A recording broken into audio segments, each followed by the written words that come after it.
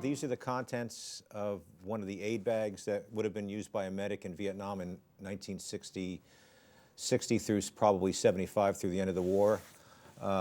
We have paper tape, which is a big staple. It's used for anything and everything that you could possibly think of. Matches, believe it or not, for making fires, and also cigarette lighters, which I don't happen to have with me.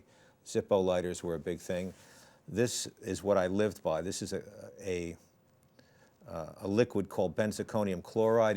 It's a disinfectant, and it's red, and it will stain whatever you put it on, but it's a great disinfectant for any type of scratches or scrapes or small type of wounds.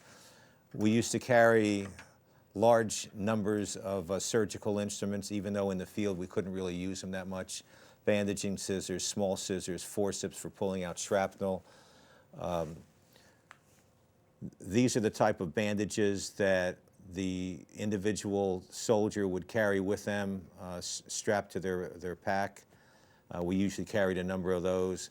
This is another thing, even though this is a modern day version of it. We would carry alcohol, rubbing alcohol, probably 2 to 3 quarts of it with us into the field, especially on long range patrols, because alcohol was probably one of the best disinfectants that we had out there. Bandages, believe it or not, these are the standard Band-Aids that you see that you'll buy in the store. This is an interesting thing. This is actually a splint. It's a wire mesh, and if you unroll it, if somebody has a broken arm or a broken leg, you can conform this to an appendage, and you can then take the tape at the end here, tape it around, and you'll have a makeshift splint until you can get the person to a medevac in a hospital. Another popular item, they're called APCs by the military, aspirin, phenacetin, and caffeine.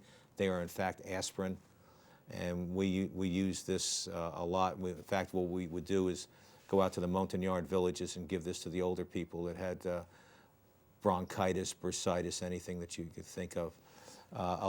Large dressing, these are basically for chest wounds, abdominal wounds, where you couldn't use this one, which was a smaller one. Tourniquets, we carried at least 2 to 3 different types of tourniquets. This one is a canvas tourniquet, smaller tourniquets, more Band-Aids, and then we have, believe it or not, safety pins from 45 years ago that we used to take into the field, because we used to carry elastic bandages, which were the type that you can buy in the store to tape up appendages. And last but not least, batteries. There was a lot more things that went in the aid bag, but I don't happen to have them now, but this is the basic store of what any medic would carry out into the field. That's it, folks.